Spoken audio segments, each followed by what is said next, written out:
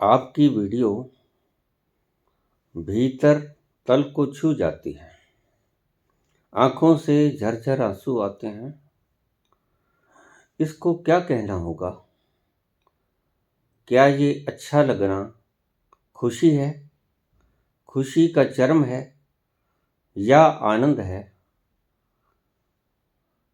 कृपया स्पष्ट करें। सुनीता पूनिया। गुरुजी प्रणाम। बाबा जी, मैं जब श्री श्याम प्रभु भक्ति में भाव विभोर होकर रोई, असीम संतुष्टि मिली और संसार के हर भोग फीके लगे। बाबा जी, ये खुशी है या आनंद, इसकी मुझे समझ नहीं। शत शत नमन।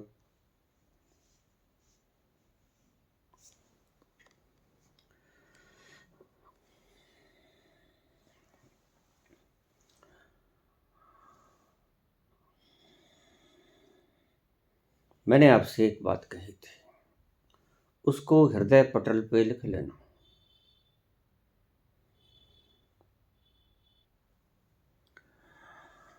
जो अनुभव आए आसमान में बादलों की तरह, ठहरे और चला जाए, वह अनुभव आत्मिक अनुभव नहीं है। शरीर का अनुभव होगा, मन का अनुभव होगा। ये जो झरझर आंसू, वैराग्य, विरहा के आंसू या खुशी के आंसू या दुख के आंसू, ये आपकी मानसिक स्थितियां हैं, मेंटल सिचुएशंस, मानसिक स्थितियां हैं। कभी आप दुखी होते हो, मन ज्यादा खुशी और ज्यादा गमी को बर्दाश्त नहीं कर सकता। एक्सट्रीमिटी को मन बर्दाश्त नहीं कर सकता। अतिरेक जब हो जाती है दुख की या सुख की, तो आंखों से आंसू छलक पड़ते हैं। मन की गगरिया बड़ी छोटी है, भर जाती है जल्दी ही। दुख आए, उसकी सीमा को लांघ जाए तो आंसू झरेंगे। सुख आए, उसकी सीमा को लांघ जाए तो भी आंसू आएंगे। मन अतिरेक को फेंक देता है, अतिरेक को पी नहीं पाता। मन का स्वभाव है।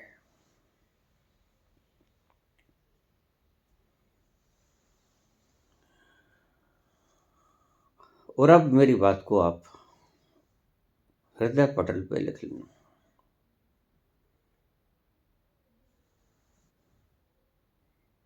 यद्यपि थोड़ा मुश्किल होगा समझना। अध्यात्म में सब कुछ समझना मुश्किल ही होता है। मैं कुछ बोलता हूं तो आपको पहले कह देता हूं कि उसके बारे में बोल रहा हूं जो बोला नहीं जा सकता। और बहुत से व्यक्ति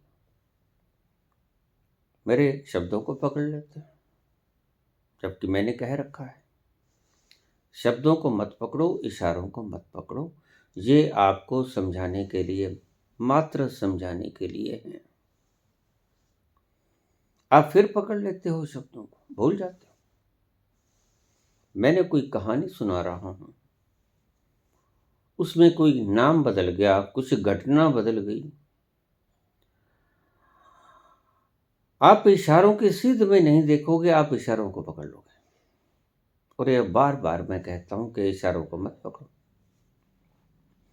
अभी मैंने जीनियस कैसे बने उसकी एक वीडियो डाली थी।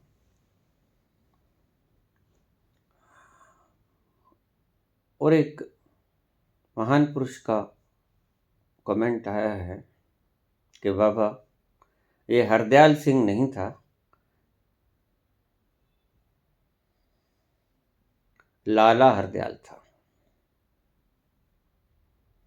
और ये कहानी भी लाला हरदयाल की नहीं, किसी और की है।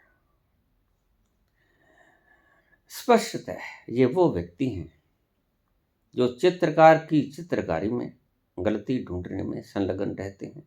इन्हें कोई मतलब नहीं कि बोला क्या जा रहा है। मैंने बोला जीनियस कैसे बने, क्रिया योग करें, ऑक्सीजनेटेड, हीमोग्लोबिन को बढ़ाएं,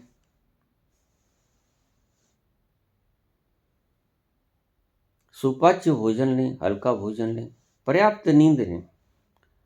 इन सभी बातों में से उन्होंने कुछ नहीं पकड़ा तो हरदयाल सिंह और लाला हरदयाल पकड़ा।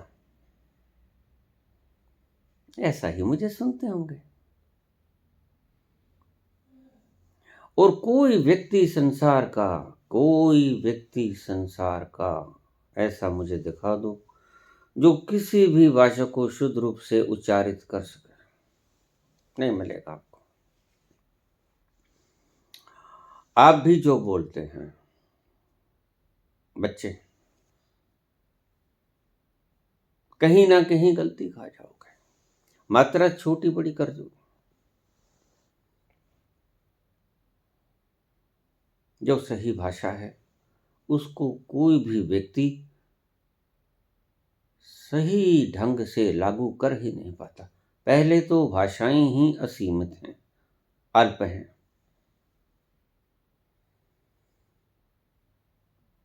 फिर उस पर जोर मत दो कि इसको आप ठीक ठीक ढंग से बोलो। ये जो व्याकरणाचार्य होते हैं, इनसे ज्यादा मूढ़ मैं किसी को नहीं कहता। मूढ़तम व्यक्ति होते हैं ये जो गलतियां निकालने वाले लोग हैं। एक पीछे कमेंट आया था, बाबा जी आकाशा आकाश लख पाताल ना पाताल। ये आगासा नहीं, ये आकाश है। अब मैं इनसे क्या कहूं। जिस विषय में बोले जा रहा हूं उस विषय की तरफ इनका ध्यान ही नहीं। इन्होंने इशारा पकड़ लिया और मैंने इशारा किया और उंगली थोड़ी सी टेढ़ी हो गई तो इन्होंने मेरी उंगली की टेढ़ों को पकड़ लेना है कि बाबा ये उंगली, इशारा तो ठीक था लेकिन उंगली टेढ़ी थी। ये व्यक्ति कुछ सीखना नहीं चाहते, सीख भी नहीं पाएंगे। जिन्होंने पहले तो इशारों से ही समझना चाहा, जो कि इशारों से समझाता नहीं।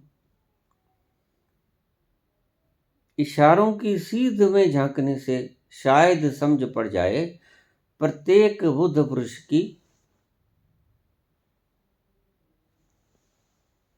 यह आकांक्षा रहती है। फिर गलतियां निकालना, भाषाओं की, कहानियों की। मैं कई बार आर्किमिडीज की जगह पे न्यूटन बोल देता हूँ, न्यूटन की जगह रदरफोर्ड बोल देता हूँ, माइकल फैराडे की जगह निकोलस टेस्ला बोल देता हूँ, लेकिन इससे कोई फर्क नहीं पड़ता। फर्क ये पड़ता है कि मैं जिस विषय को समझाने चला हूं उसको किसी ढंग से आपको झलक मिल जाए, बस इतना ही बहुत है। मेरा मंतव्य पूरा हो गया।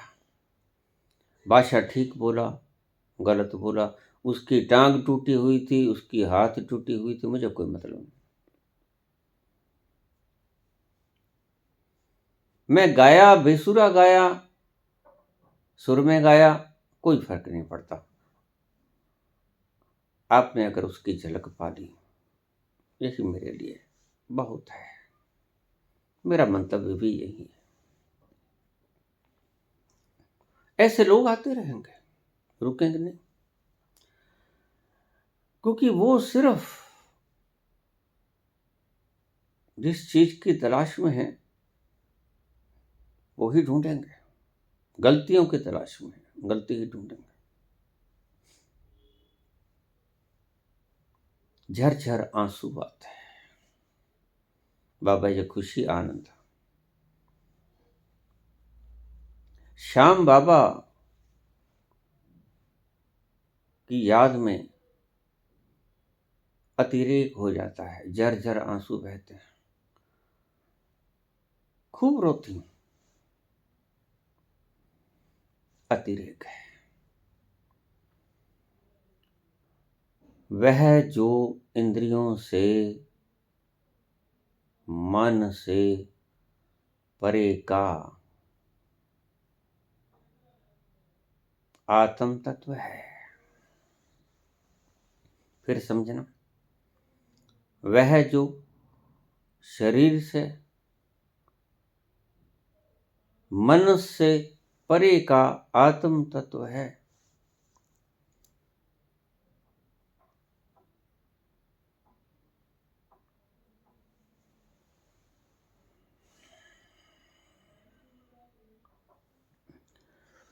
उसकी मौजूदगी में सभी घटनाएं घटती हैं। परम सुख हो, छोटा सुख हो, बड़ा सुख हो, चरम सुख हो, लेकिन मनस की सभी अभिव्यक्तियां मनस की अभिव्यक्तियां हैं। निश्चित ही आती उसकी प्रकाश में है, क्योंकि वो एनर्जी तो, रोने की एनर्जी भी तो आप उससे ही लोगे, हंसने की एनर्जी, खुशी की एनर्जी भी तो आप उससे लोगे, क्योंकि वह शक्तिमान है, सर्वशक्तिमान। सर्वशक्तिमान का अर्थ कि सारी एनर्जी उसकी है। तो एनर्जी किससे लोगे? उसी तत्व से। लेकिन उसकी एनर्जी लेके भी ये जो आपको रोना आता है, हंसना आता है, अतिरेक की खुशी होती है। विरह के क्षणों में आपके आंसू झरते हैं, इसमें उसका अनुभव नहीं होता। ये बात ध्यान में रख लेना। उसकी ही शक्ति लेकर, उसकी ही रोशनी में सारी घटनाएं घटती हैं। मुर्दा रोता नहीं, मुर्दा रो नहीं सकता, मुर्दा हंस भी नहीं सकता, मुर्दे के भीतर ना कोई खुशी होती है, ना ही कोई विरह के आंसू आते हैं झरझर। क्या हुआ? इंद्रियां सभी हैं, एनर्जी नहीं है। हंसोगे, चरम खुशी के पलों में होगे, आंसू बहेंगे, रोगे, परम खुशी के पलों में होगे, एनर्जी तो उसी की होगी। लेकिन वह नहीं हो जाओगे उस क्षण में, ये आप समझ लेना। मैं ये कहना चाहता हूं,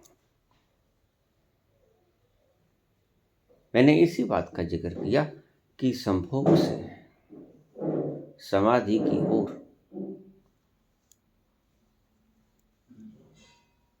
ये अनुभव ही गलत है। और इंद्रियों के सुख, सभी इंद्रियों के सुख ईश्वर तक नहीं ले जाते। बस मेरा ये निचोड़ आपको मैंने बताया। सभी इंद्रियों के सुख, स्वादिष्ट पदार्थ खा लो, आंखों से सुंदर दृश्य देख लो, कानों से मधुर संगीत सुन लो, त्वचा से मधुर स्पर्श कर लो, नासिका से मधुर सुवास ग्रहण कर लो, इंद्रियों से अंतरंग क्षणों में जाकर सुख मान लो। लेकिन ये सुख होगा उसकी ही प्रेजेंस में,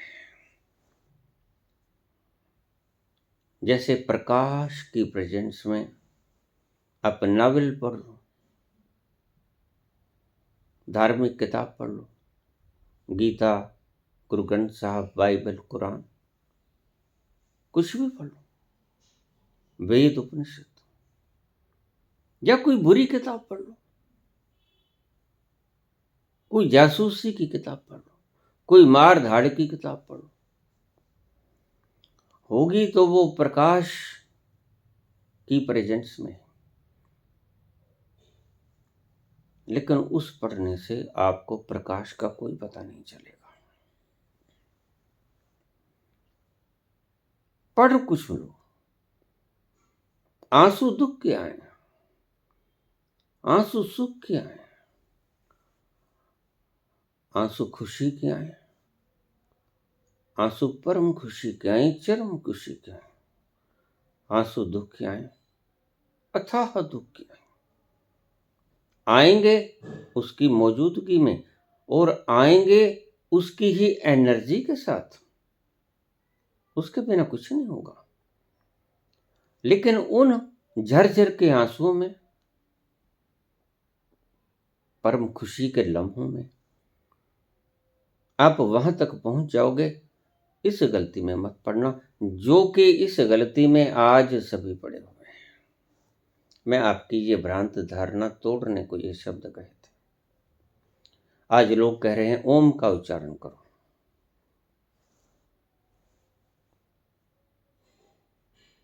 क्या होगा? ओम का उच्चारण करने से मुझे लोग कह देते हैं बाबा राम राम जपने में खुशी बहुत मिलती है, आनंद बहुत आता है। मैंने कहा फिर जपो, तुम्हें कौन कहता है? लेकिन आप कहते हैं कि ना जपो, मैं तो कुछ भी कहूंगा, आप क्यों मानते हो? आनंद की खोज किए हो और आनंद आपको जप के अंदर मिल रहा है, तो आप मेरी बात को क्यों मानते हो? किसने कहा? आप जपे जाओ भाई, मैंने कब रोका? मैंने एक तथ्य बताया, मानना ना मानना आपकी इच्छा है। इतना हिंसक तो मैं नहीं जो आपसे माला छीन लूं, आपसे कहूं मत। ये तो डिक्टेटरशिप है। ऐसा तो हिटलर कर सकता है, ऐसा मुसोलिनी कर सकता है, ऐसा बुद्ध नहीं कर सकता।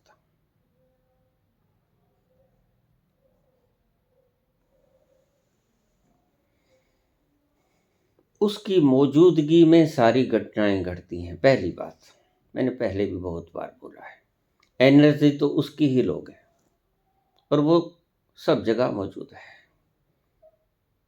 अगर रोगे तो भी उसकी शक्ति होगी, हंसोगे, खुशी मनाओगे तो भी उसकी शक्ति होगी, परम खुशी, चरम खुशी मनाओगे तो भी उसकी शक्ति होगी। लेकिन मैं जो बात कहता हूं उसको फिर से सुन लो कि जो सुख आपको मन की अथाह खुशियों से भर देता है और जो सुख आपको इंद्रियों का अथाह सुख देता है, जिसे आप चरम आनंद का खिताब देते हो, वो है नहीं। इंद्रियातीत है वह, जहां से एनर्जी आती है और जब वो निकल जाती है, संबंध विच्छेद कर लेती है, तो आपके सभी अनुभव, चाहे मनस के हों, चाहे शरीर के हों, इंद्रियों के हों, सभी बंद हो जाते हैं। क्या हुआ? उसकी प्रेजेंस में सारा कुछ हो रहा था, उसने अपना कनेक्शन काट दिया, तुम्हारे घर में बिजली पहुंचनी बंद हो गई। और ये शरीर तुम्हारा घर है, सारी इंद्रियां, मनस की सारी गतिविधियां, ये तुम्हारे शरीर के अंग हैं, instruments of body and mind. लेकिन ये चलते तब हैं जब आत्मा रूपी विद्युत घर आपको बिजली सप्लाई करता रहता है। जैसे ही उसने पावर सप्लाई बंद की, वैसे ही आपके इंद्रिय और मनस के सभी अनुभव रुके। मैं कहना ये चाहता हूं, झरझर आंसू आए शुभ है, मन को तृप्ति आए शुभ है, सुकून मिल जाए घड़ी दो घड़ी जितना भी मिल जाए अच्छा है। रामकृष्ण परमहंस रातों रात रोते थे, कई कई दिन तक जब पूजा चलती कई कई दिन तक अतिरेक आंसू बहाते रहते, नाचते, खूब नाचते, ऐसा नाचते, कमाल का नाचते, देखने वाले भाव विभोर हो जाते, लेकिन उंगली उठा देते ऐसा तो कभी हुआ नहीं, ये पूजा का ढंग है। अरे भाई स्टेट, सावधान होके खड़े हो जाओ, भगवान की आरती उतार रहे हो और षोडश उपचार पूजन करो, और ढंग है सभी के। ऐसे मिष्ठान्न का भोग लगाओ, अक्षत, ऐसे रोली मोली सब कुछ ऐसा करो। ये षोडशो उपचार पूजन विधान से करो भाई, पुजारी हो। लेकिन वो पुजारी जैसे पुजारी आपके होते हैं वैसे पुजारी थोड़े थे, उनकी तो पूजा चलती तो एक दो दिन, कई दिन चलती, लगातार चलती, दिन भर रात चलती, बिना खाए पिए चलती, खूब नाचते कूदते फुदकते, और जब बंद हो जाती तो बैठे रहते, दो दो चार चार दिन मूर्ति की कोई खोज खबर नहीं, कोई पूजा नहीं।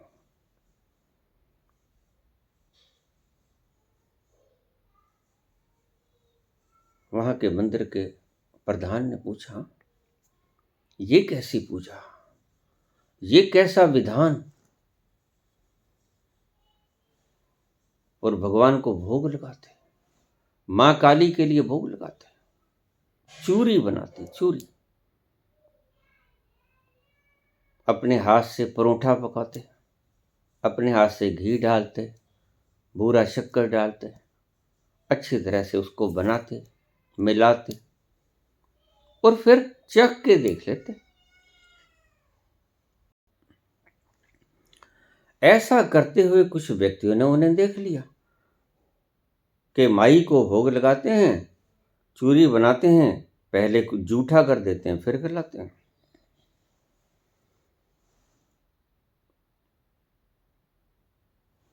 प्रधान अपनी सारी कैबिनेट के साथ आ गए,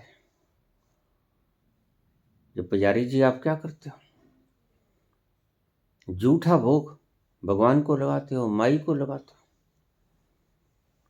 वो कहते नहीं, मैंने झूठा कब किया, इन्होंने देखा ये सामने, हाँ बिल्कुल ऐसा ही हुआ, तुमने पहले खुद खाया, जूठा किया, और फिर माई को खिलाया। तो आंसू बह गए रामकृष्ण परमहंस के, अतिरेक हो गया, झरझर आंसू, खूब रोए। कहते मुझे मेरी मां की याद आ गई, क्या करूं।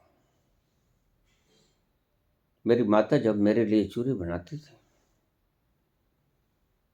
पहले खुद खा के देखते थे, और कई बार उसमें घी और डालना पड़ता, और कई बार उसमें शक्कर और डालना पड़ता, और फिर डाल के फिर चखती, और फिर मुझे खिलाती। बात भी ठीक थी, जो उसको ही अच्छी नहीं लगी, जो उसको ही स्वादिष्ट नहीं लगी मेरी मां को, वह अपने बच्चे को खिलाएगी कैसे। अपने बच्चे को तो स्वादिष्ट से स्वादिष्ट भोग ही लगवाना है ना। ऐसा ही मैं करता हूं अपनी मां के लिए, मेरी मां मेरे लिए ये करती थी, मैं मेरी मां के लिए ये करता हूं। आंखों में झरझर आंसू बह रहे हैं, पहले देख तो लूं, जो खिला रहा हूं वो कड़वा ना हो, कौन जाने गलती से कुछ डल गया, खाने योग्य भी है, मां को अच्छा भी लगेगा, इसलिए खा के देख लेता हूं।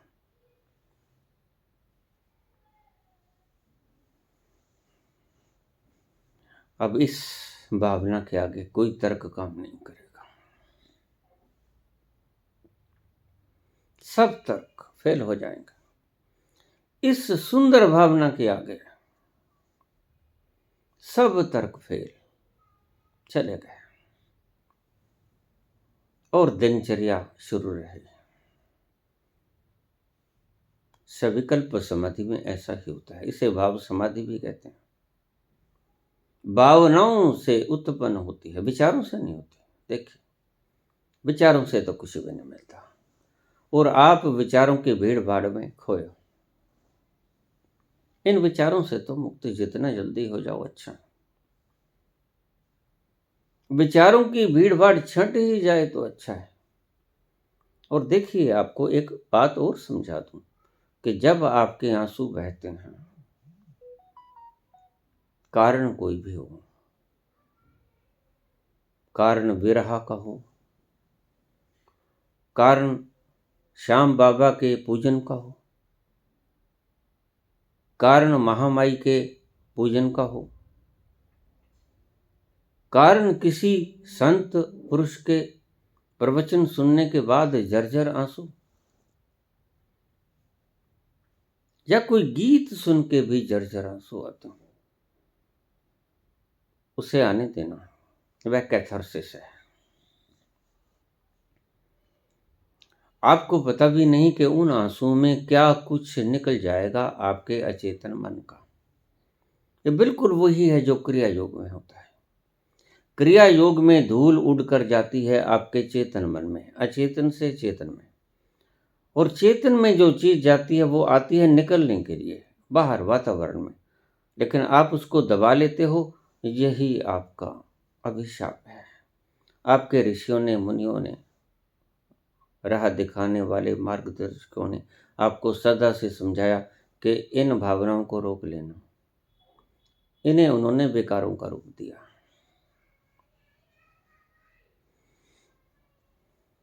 अपनी भावनाओं को प्रकट मत करना। इसलिए मैंने पिछले प्रवचनों में कहा कि पूजा रूम मत बनाओ।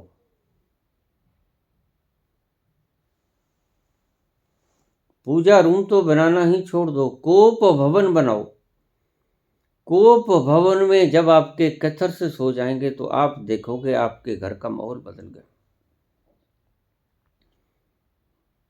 जब किसी के भीतर विकृत धारणाएं, भावनाएं कम हुई, धीरे धीरे कम होती होती कमतर होती जाएंगी, और एक दिन वो भावनाएं, वो विचार सारे बह जाएंगे। तुम्हारे अरमान आंसुओं में बह जाएंगे, तुम्हारी वासनाएं आंसुओं में बह जाएंगी, तुम्हारी सूचनाएं सब आंसुओं में बह जाएंगी। आंसू बहुत सुंदर स्रोत हैं। आपकी मनस की सभी प्रकार के कचरे को बाहर निकालने के लिए आंसुओं से बड़ा कोई हथियार ही नहीं। तो आंसू तो अगर आए तो बड़ा शुभ वक्त आ गया, शुभ लगन, शुभ मुहूर्त। दिल के अरमा आंसुओं में बह गए। आपके अरमान, कल्पनाएं, ये बनेंगे वो बनेंगे, अतीत की स्मृतियां, कोई प्रेमी बिछड़ गया था, कोई अपना प्यारा आपको बीच मझधार छोड़ के चला गया था,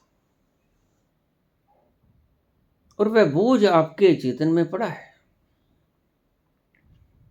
वह किसी बहाने, बाबा श्याम के बहाने, मुझे सुनते वक्त किसी बहाने बह जाए, उसको बहने देना। आपको नहीं पता वो क्या बह रहा है, क्योंकि आप उसका केमिकल एनालिसिस नहीं कर सकते।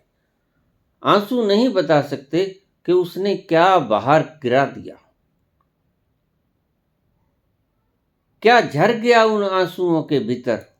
लेकिन आप उन्हें झरने देना, आप इनकी कांट छांट मत करना। ये बड़े कीमती आंसू हैं, कीमती, आपको हल्का कर जाता है। इसलिए रोने के बाद व्यक्ति हल्का हो जाता है। क्या हुआ, वो जो कचरा भीतर था, जो बोझ बने था, दिन भर रात आपको खाए था, आंसुओं में बह जाता है, आप हल्के हो जाते हो।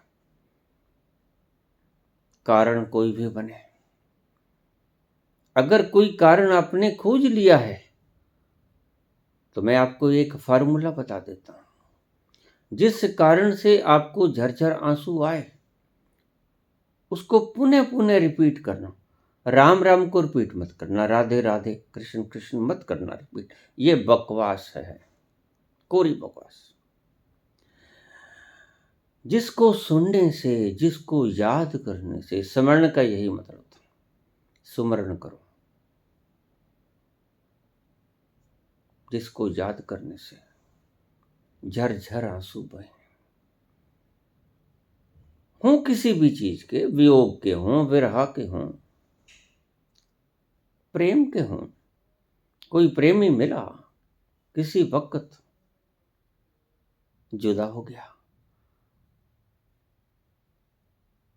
और उसके होने के कुछ पलों में आपके भीतर कोई बिजली कौंधी और आपको उस बिजली की कौंधने की चमक के भीतर उस तत्व के दर्शन हो गए जो आप स्वयं हैं। फिर वो अनुभूति खो गई, उसे ही मैं सतोरी कहता हूं। सतोरी और समाधि में इतना फर्क है कि सतोरी मात्र उसकी झलक है, आती जाती रहती है, और समाधि उसमें आप स्थापित हो जाते हो, स्थिति प्रज्ञ हो जाते हो, ठहर जाते हो। एक बार सतोरी की झलक मिलेगी, आपको साफ साफ दिखेगा कि हाँ ये ऐसा है।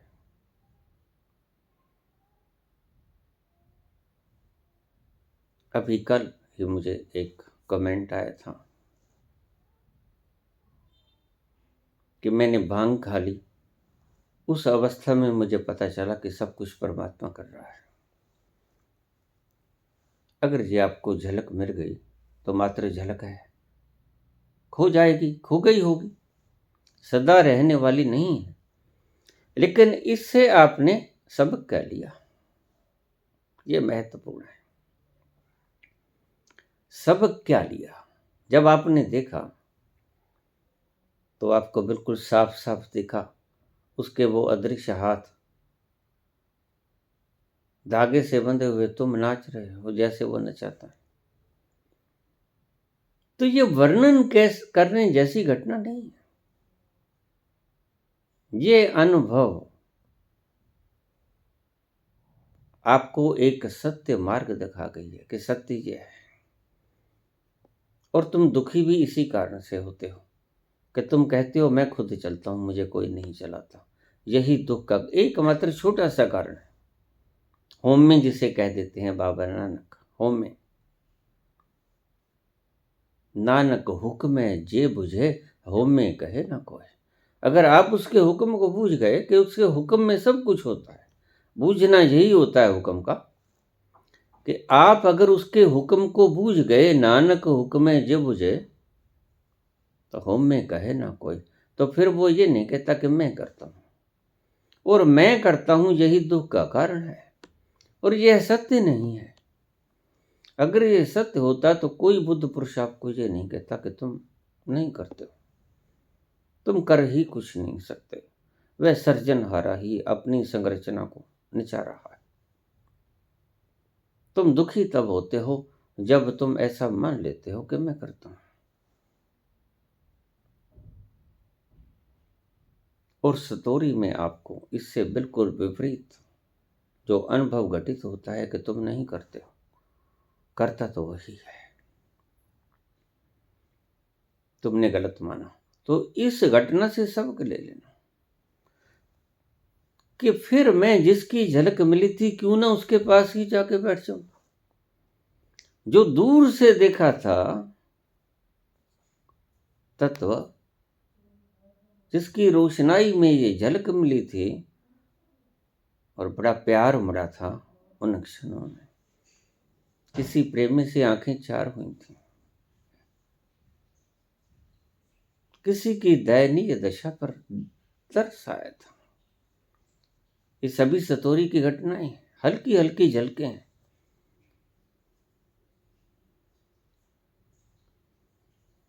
किसी के ऊपर करुणा आई थी, किसी की सहायता करने का मन किया था, किसी के पास बैठने का मन हुआ था, किसी का सानिध्य बना रहे ऐसी प्रगाढ़ मंशा उत्पन्न हुई थी। ये सभी उत्पन्न होती हैं उस एक के अनुभव की झलक से। और अगर तुम्हें ऐसी झलक मिल जाए तो आपका भाग्य उदय होना शुरू हो गया। भाग्योदय का वक्त आ गया है। ये शनि सूरज आमने सामने हो जाएं, सूरज के ऊपर राहु चढ़ जाए, राहु के ऊपर चंद्रमा चढ़ जाए, ये भाग्योदय नहीं होता। ये तो सब बकवास है, न्यूमरोलॉजी है, एस्ट्रोलॉजी है, साइंस का। एस्ट्रोलॉजी साइंस का एक कथन है, जैसी खोज की उन्होंने। लेकिन इनको तो आप छोड़ देना, ये उस तत्व तक तो कम से कम नहीं पहुंचाते जिस तत्व की झलक आप सतोरी में देख लेते हो।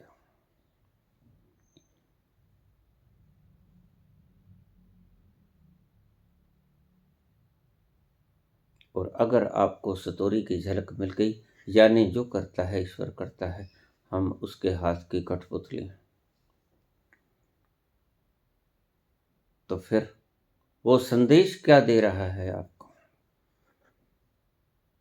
कि आप तो चले ही आओ, मेरे पास चले ही आओ। तो आपको बुला रहा है। आप क्यों नहीं वहां जाके बैठ जाते? आप संसार में क्यों उलझे बैठे हो? मन, ये ठीक है आपकी बात कि मजबूरियां हैं, संसार चलाना है, बिल्कुल ठीक है। लेकिन सभी ने संसार नहीं चलाना है, ये बात समझ लो। बहुत से लोग तो ऐसे हैं कि उनके पास इतना है,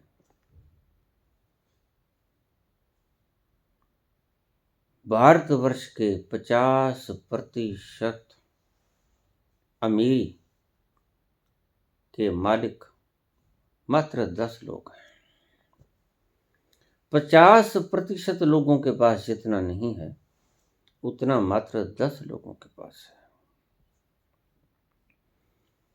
ये 10 ही उस दिशा में चल पड़े। उनके पास तो बहुत है, लेकिन नहीं चलेंगे। ये और जोड़ते जाओ, जोड़ते जाओ, एक नंबर पर भी आ जाएंगे, फिसल जाएंगे, फिर वहां जाने की चेष्टा करेंगे। लेकिन इनका मुख उधर नहीं मुड़ेगा, क्योंकि इन्हें कभी सतोरी की झलक मिली ही नहीं। आप भाग्यशाली हो अगर आपको वो झलक मिल गई। जो करता है वह करता है, अदृश्य हाथ और धागे देख लिए, तो फिर आप ये अनुष्ठान शुरू कर दो। आग में घी मत डालो, वो हवन बंद करो, ये हवन शुरू कर दो। अपने मैं का हवन करना शुरू कर दो कि मैं करता हूं। जब आपको ये पता ही चल गया, हल्के से पता चल गया माना, लेकिन झलक भी तो उसी की है। झलक भी तो उसी की ही खबर देता है। जो करता है वही करता है, तो आपका मैं मिट जाना चाहिए। आप उसी तरफ क्यों नहीं खींचे जाते? आपका सभी सारा दिन भर का कार्य प्रणाली उसी की तरफ अग्रसर होनी चाहिए। और बाबा नानक ने यही तो कुछ किया, उसी की तरफ अग्रसर हो गया। 24 घंटे का उसका कार्य बाबा के सभी क्रियाकलाप उसी की तरफ उन्मुख हुए जहां से झलक आई थी। और एक वक्त ऐसा आया, तेरा तेरा तेरा तेरा, बस फिर तो छोड़ दिया सब कुछ। संसार ने भी छुड़वा लिया, क्योंकि ये तेरा तेरा सब कुछ लुट गया। हरजाना बाप को देना पड़ा। तो अगर पुत्र बैली हो जाता है तो हम कहते हैं बेटा तुम घर पे ही बैठ जा, अच्छा रहेगा।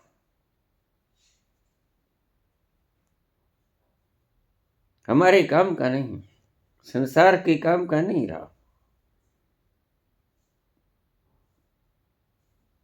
वो तेरा तेरा की झलक जहां से आई थी वहां पहुंच गए। बादों की वो अमावस्या की रात, नदिया में उतरे, कहानी है, इसके प्रगाढ़ रूप हैं बड़े सुंदर। उस तरफ चल पड़े और वो सतोरी समाधि में तब्दील हो गई। सतोरी की झलक मिले, सच में मिले। इसलिए मैंने कहा कि किसी भी ढंग से सतोरी की झलक अगर आपको मिले तो उस तरफ चले जाना। आप स्वाद लेते हो जीवा से, लेकिन जिसकी मौजूदगी से स्वाद आया उसकी तरफ कभी खिंचते नहीं। फिर से वही स्वादिष्ट पदार्थों का स्वाद लेने की चेष्टा में संलग्न हो जाते हो। स्वादिष्ट पदार्थों को एकत्रित करने की ऊहापोह में बढ़ जाते हो। यही गलती खा जाते हो। संभोग के अंतरंग क्षणों का आपने आनंद लिया, मजा लिया, स्वाद लिया, तो जिस शक्ति से ये झलक आपको मिली आप उसकी तरफ नहीं निकलेंगे। आप फिर से वही रिपीट करना शुरू कर देंगे। आज सुख मिला, कल भी मिलेगा, परसों भी मिलेगा। इंद्रियां थक जाएंगी, बूढ़ी हो जाएंगी, फिर क्या करोगे? मुंह में दांत नहीं, पेट में आंत नहीं, फिर क्या करोगे? यह लत बुरी है, मैं ये कहता हूं। और परमात्मा ने जो हमें इंद्रियां दी हैं वो जिस काम के लिए दी हैं आप वहां प्रयोग क्यों नहीं करते? उसका दुरुपयोग करते हो। अगर आप अपनी गुप्त इंद्रिय से सिर्फ संभोग का आनंद लेते हो, मूत्र त्याग करते हो, तो आप गलत करते हो। बनाया था रिप्रोडक्टिव सिस्टम के लिए, आपका ही दूसरा रूप, छोटा मिनी रूप आगे बढ़े, रिप्रोडक्शन का कारण है ये स्पर्म्स, और आपने उनको प्रयोग करना शुरू कर दिया। खुशी के चरम खुशी के लम्हों को प्राप्त करने के लिए। यह तो बिल्कुल वही है जैसे कोई नशे का सेवन करता है, मादक द्रव्यों का सेवन करता है और फिर उसे लत पड़ जाती है और फिर वो उस लत को छोड़ नहीं पाता। इसलिए मैंने कल कहा कि संभोग के क्षणों से आप दिशा देख लो, ये तो शुभ। इससे रिप्रोडक्शन का काम ले लो, ये तो शुभ। जीवा से बोलने का और चीजों को चखने का काम ले लो। जो यंत्र आपको जिस लिए मिला है वह कार्य ले लो, शुभ। अगर आप उसका कार्य लगातार आप सुख लेने के लिए, स्वाद लेने के लिए जीवा का उपयोग करोगे तो आप मूढ़ हो। ऐसे एक राजा हुआ जिसको मात्र खाने की ही लत थी, खाने का स्वाद, उसकी लत किसी भी चीज की पड़ सकती है। हमारे पंजाब में, ये सारे हिंदुस्तान में और सारे विश्व में है नशे की लत। ये चिट्टा, जान जाए जाए, जान की कोई परवाह नहीं, लेकिन बेहोश होना है। क्यों? क्योंकि ये जैसे हैं, समझना बात को, वैसे विकृत हैं। इनको खुशी नहीं, ना इनको आनंद की झलक मिली, ना इन्हें खुशी की झलक मिली, कहीं और से ये प्रताड़ित हुए हैं सभी जगह से। इनको प्यार चाहिए, इनको प्रेम चाहिए। मुझे बहुत से प्रश्न आ जाते हैं, बाबा हमारे घर में एक व्यक्ति है नशे की लत में डूब गया है, क्या वो निकल सकता है? बिल्कुल निकल सकता है। उसका शरीर अगर अपंग नहीं हो गया है तो उसको प्रेम की जरूरत है। वह संत हो सकता था, मार्ग गलत मिल गया, सस्ता मिल गया, वो उधर को हो लिया। इसे ही लत कहते हैं। वो लत किसी भी चीज की पड़ जाए। नशे की लत अकेली लत नहीं होती, ये स्वाद चखने की लत भी लत होती है, सुंदर दृश्यों को देखने की लत भी लत होती है, मधुर संगीत सुनने की लत भी लत होती है,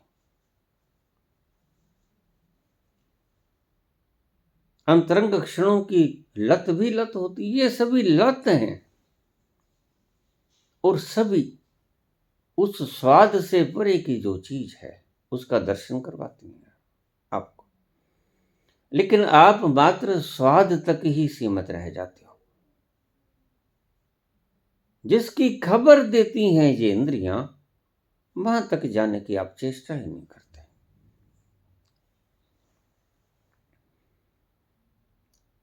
आप उसकी खबर नहीं लेते जिसकी खबर इन इंद्रियों ने दी थी।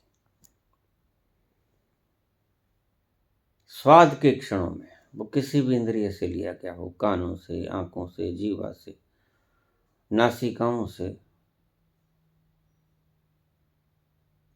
किसी भी इंद्रिय से स्वाद लिया गया हो, खबर देता है उस परम स्वाद की, जिसकी एनर्जी के कारण आपको ये स्वाद महसूस हुआ। जरा ख्याल कीजिएगा एक क्षण के लिए, अगर वो आत्मा रूपी एनर्जी न होती तो आप जीवा का स्वाद ले पाते? कर्ण इंद्रियों से मधुर संगीत का स्वाद ले पाते? आंखों से सुंदर दृश्यों का स्वाद ले पाते? नासिकाओं से उस उपवन की सुगंध मान सकते? नहीं। ये संभव कैसे हो सका? क्योंकि वो एनर्जी, वो परमात्मा की एनर्जी आपके भीतर विद्यमान थी। इससे पहले कि वो कनेक्शन टूट जाए, आप वहां तक उसके सन्मुख हो जाओ, उसके सन्मुख चलने शुरू हो जाओ, यात्रा शुरू कर दो। मुसाफिर शब्द से उठते हैं जो जाना दूर होता है। जब भी वक्त मिले, काम काज की फुर्सत से आपको ताश खेलने की फुर्सत मिल जाती, आपको बाजार घूमने की फुर्सत मिल जाती, आपको फिल्म देखने की फुर्सत मिल जाती। आप अपने जीवन की फिल्म कभी नहीं देखते।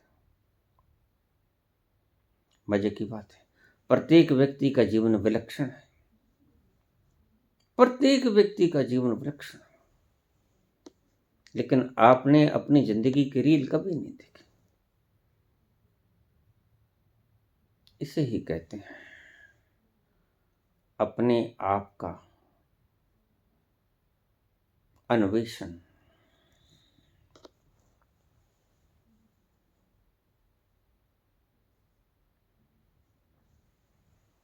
स्वाध्याय जिसे कहते हैं, अपना अध्ययन तुम करते हैं, लोगों की जिंदगियों के बारे में सदा देखते हो, 3 घंटे खराब भी करके आते हो, वक्त की बर्बादी। लोगों की जिंदगी अपने न्यूरॉन्स के भीतर भरते हो। आपके भीतर क्या कबाड़ा हो रहा है आपको पता है? आपको पता है? जिसने जो ठूंस दिया वो भर लिए हो।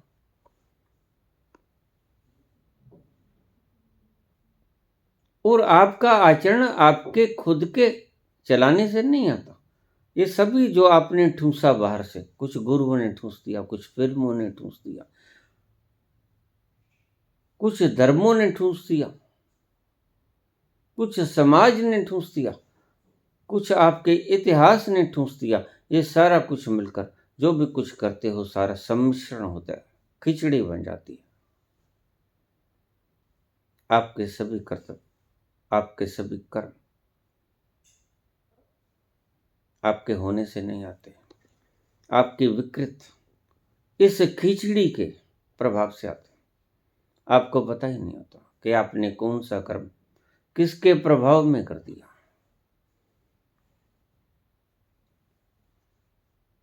इसलिए मैं कहता हूं,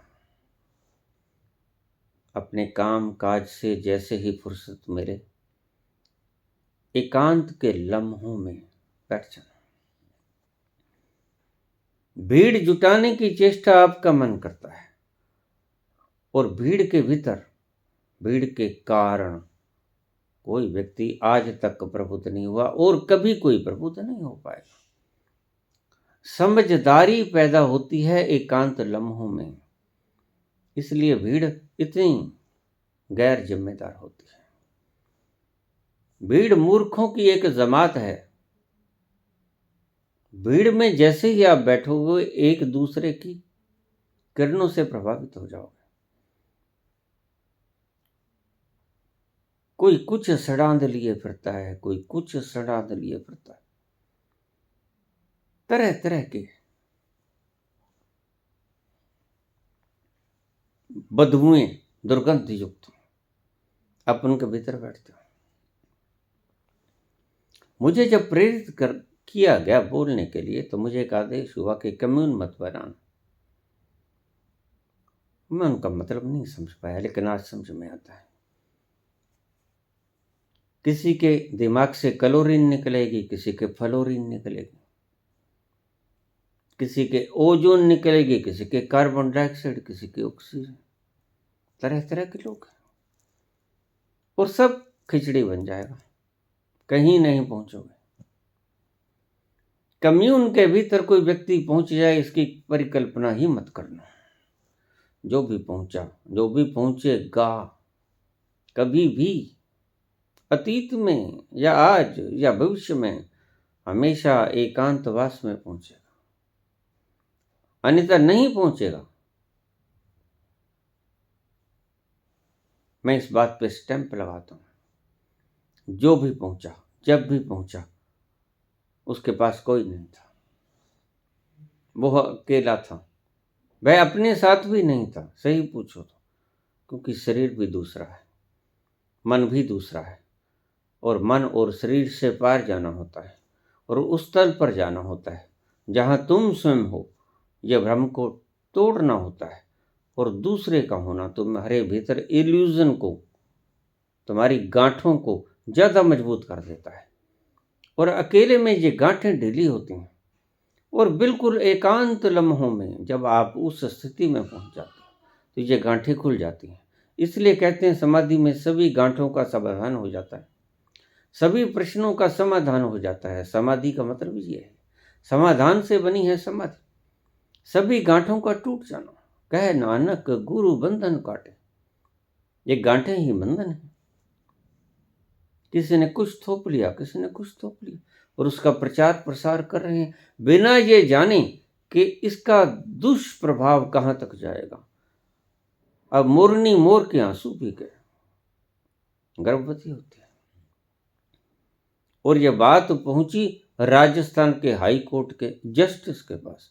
अब देख लीजिए ये व्यक्ति न्याय देगा कैसे जनता को।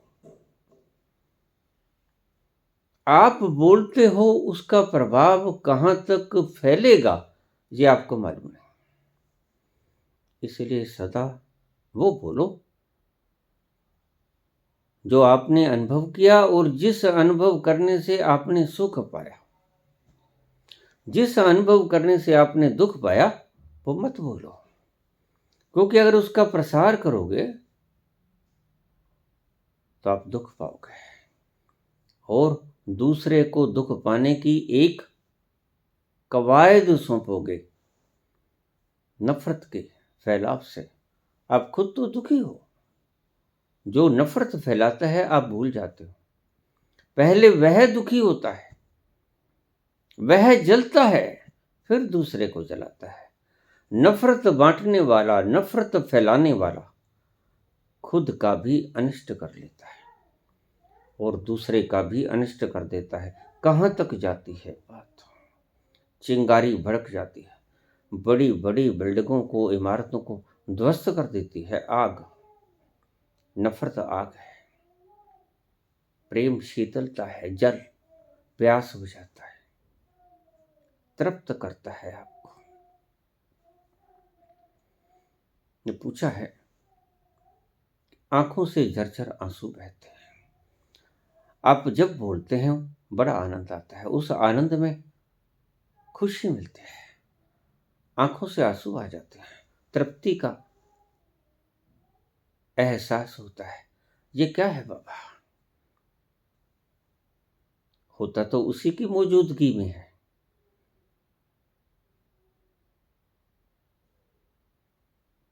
लेकिन उसकी मौजूदगी की तरफ आप देखते नहीं। बस यही आपकी दुर्भाग्यता है। उसकी मौजूदगी के बिना तो कुछ अनुभव हो ही नहीं सकता। लेकिन आप मुख को कभी पलटते नहीं, उसकी तरफ पीठ ही किए खड़े रहते हो। और संत आपको अपने वचन सुनाकर उसकी तरफ मुख करने को बाधित करते हैं। यही काम मात्र करते हैं, ज्यादा कुछ संत नहीं करते। मात्र बात इतनी बात है, आपने कुछ ज्यादा महसूस भी नहीं करना है। जिस तरफ मुख है वहां से पीठ कर लेनी है, इतना ही काम करना है। तो बुल्ले शाह ने कहा, बोलिया रब दा की पाना, इधरों पुटना ते उधर लाना, बस मुख को पीठ बना लेना है, इतना ही काम करना है। जिस तरफ पीठ किए थे उस तरफ मुख कर लेना है। झरझर आंसू बहते हैं, परम खुशी मिलती है। शुभ है, शुभ है। और इनमें अश्क बह जाएं तो अति शुभ है। अपने आप बहें, बहाने की चेष्टा मत करना, कहीं ग्लिसरीन लगा के बहाने की चेष्टा करो।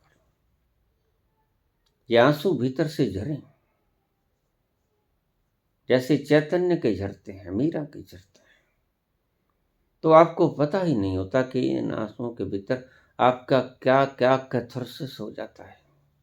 सारी पीड़ा जो आपने भीतर दबा रखी है, सारी मान्यताएं, दुर्भावनाएं, नफरत, हिंसा, ये सारा कुछ इन आंसुओं में बह जाता है। ये आंसू बड़े कीमती हैं, आंसू बड़े प्यारे हैं। ये बिल्कुल वैसे ही बारिश की तरह हैं, जैसे बारिश होती है और पत्तों के ऊपर जमी हुई धूल, आंधी की धूल सारी मिट जाती है, पत्ते धुल जाते हैं और बिल्कुल नए कोमल नजर आते हैं। ऐसा ही तुम्हारा चित्त निर्मल हो जाता है। पूछा मुझे कि निर्मल चित्त कैसे होता है? ऐसे होता है, जो जमा है चित्त के ऊपर मैल, वो धुल जाए, किसी भी तरीके से धुल जाए। और आंसू सर्वश्रेष्ठ है। अगर आंसू बहने लगे तो सर्वश्रेष्ठ, ये कीमिया है आंसू आपके लिए। ये आपके धूल को हटा देंगे और नई कोपलें चहकने लगेंगी भीतर से, जिनके ऊपर धूल जम गया था। ये खुशी है, आनंद है, चरम खुशी है, आनंद है। ये रोना, ये तृप्तिदायक है, निश्चित ही तृप्तिदायक है। उसकी एक झलक ही तृप्तिदायक होती है।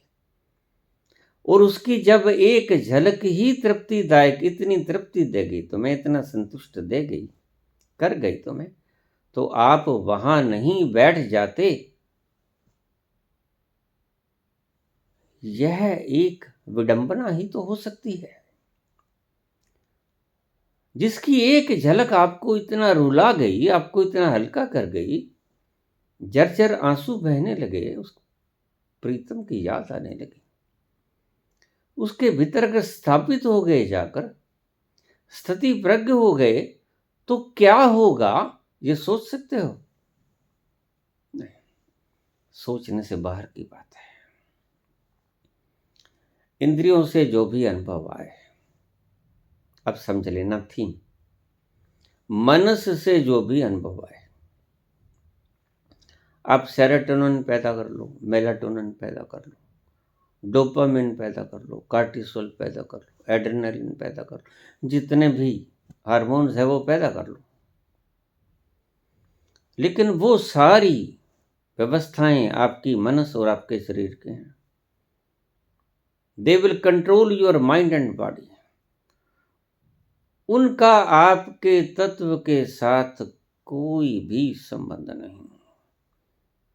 वो ऐसा तत्व है, अब इस थीम को अच्छी तरह समझ लेना, ना आपकी कोई खुशी वहाँ पहुँचती है, ना आपकी कोई पीड़ा वहाँ पहुँचती है, ना आपका कोई दुख वहाँ पहुँचता है, ना आपका कोई लुत्फ़ वहाँ पहुँचता है, ना आपका कोई स्वाद मज़ा वहाँ पहुँचता है, ना आपका कोई बुरे से बुरा अनुभव वहाँ पहुँचता है, ना आपका कोई अच्छे से अच्छा अनुभव वहाँ पहुँचता है।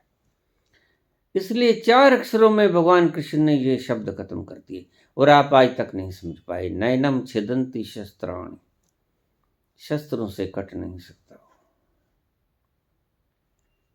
नैनम दहती पावका, कोई आग, पीड़ा, विरह, दर्द, कोई आग, रोग वहां तक नहीं पहुंच पाता जो तुम हो वास्तव में।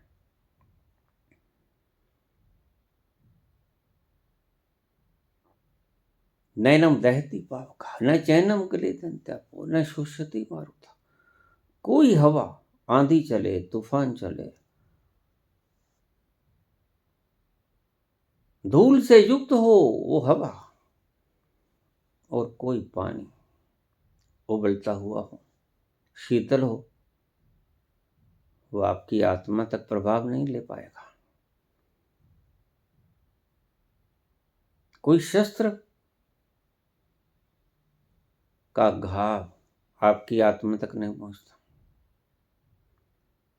कोई आग पीड़ा की, विरह की, दुख की, अभाव की, अतृप्तता की, बेइज्जती की, अपमान की आप तक नहीं पहुंचती। और याद रखना, मान की, मर्यादाओं की, तख्तों की, ताजों की, धन की, संपत्ति की, अच्छे स्वास्थ्य की कोई भी खुशी आप तक नहीं पहुंच पाती। और कोई भी हवा, गर्म हो, लो हो, ठंडी हो, सर्द हो, आप तक नहीं पहुंच पाती।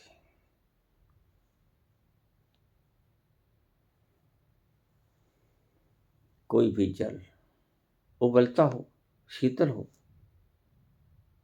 वहां तक नहीं पहुंच पाता, आपके गले को तर कर देगा, आपकी शरीर की प्यास को बुझा देगा, गले की प्यास को बुझा देगा। रोआ रोआ पुकार रहा था, पानी पानी पानी।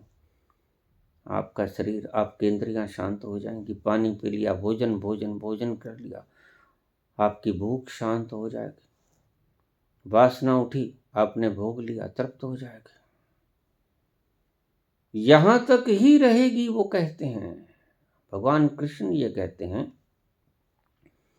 कि आपके सारे उपाय आपके शरीर और मनस तक ही सीमित रह जाएंगे, आत्मा तक नहीं पहुंचेंगे। यही मतलब था कहने का। कोई दुख, कोई सुख, कोई पीड़ा, कोई रोग उस आत्मा तक छूबे नहीं पाता, कोसों दूर रह जाता है। आप छूते रह जाते हो सदा ही उससे, जो हो आप कहाँ से आती है ये मधुर झरना आंसुओं की, अश्क कहाँ से बहते हैं? ये आनंद है या सुख? नहीं, आनंद नहीं। आनंद तो सिर्फ तुम्हें अपने में ही जाके मिलेगा। जो सुख छज्जू थे चबारे, ना बल्क ना पुकारे, कहीं और नहीं मिलेगा। यद्यपि आनंद की उस एनर्जी के प्रेजेंस में ये सारा कुछ घटेगा। चाहे आंसू झर रहे हैं, चाहे पीड़ा हो रही है, चाहे रोग हो रहे हैं, चाहे कष्ट है, चाहे दर्द है, चाहे सुख है, प्रसन्नता है, अपमान है, मान है, ये सारा कुछ घटेगा तो उसकी मौजूदगी में ही, लेकिन होगा उससे पार, इसलिए वह निर्लेप कहलाया। होगा उसके ही कारण, उसकी ही आभा में चमकेंगी सारी तुम्हारी क्रियाएं, लेकिन उसके लिए वो जिम्मेदार नहीं, अछूता रह जाएगा खुद। वो पीड़ा, वो रोग उस तक नहीं पहुंच पाएगा।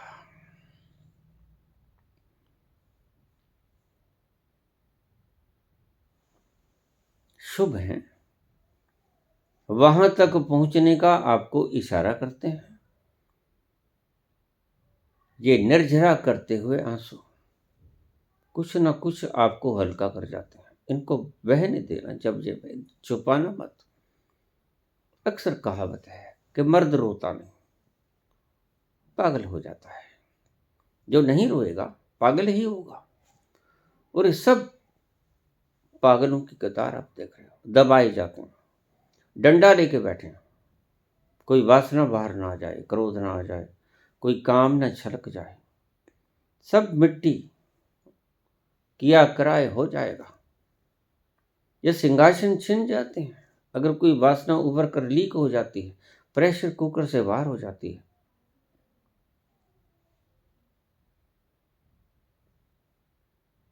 जितने भी अनुभव होंगे इंद्रिय के तल पर, मनस के तल पर, एक बात समझ लेना, रस के रूप में होंगे परमात्मा की मौजूदगी में, क्योंकि परमात्मा सर्वव्यापक है। लेकिन परमात्मा से अछूते रहेंगे, परमात्मा में स्थापित नहीं करेंगे ये आपको। चाहे परम सुख है, वो भी आपको परमात्मा में स्थापित नहीं करेगा, यद्यपि परमात्मा की राह दिखा देगा। परम खुशी परमात्मा की तरफ इशारा तो है। परम खुशी परमात्मा में प्रतिष्ठा नहीं है। परम खुशी के द्वारा एक संकेत तो आपको मिलता है कि वो रही खुशी, वो रहा आनंद, ये इशारा तो मिलता है। लेकिन उस परम खुशी का होना आपको उस आनंद में स्थापित नहीं कर पाता। स्थिति प्रज्ञ नहीं हो पाते आप, जिसे भगवान स्थिति प्रज्ञ कहते हैं। मेरे ख्याल में आप सारी बातों को समझ गए होंगे मैं क्या कहना चाहता हूं। आपने जो पूछा, सार रूप में, विस्तार रूप में मैंने आपको बदला दिया। सभी अनुभव मनस के तल पे या शरीर के तल पे होते हैं। कोई अनुभव आत्मा के तल पे नहीं होता। आत्मा के तल के ऊपर अनुभव होता ही नहीं।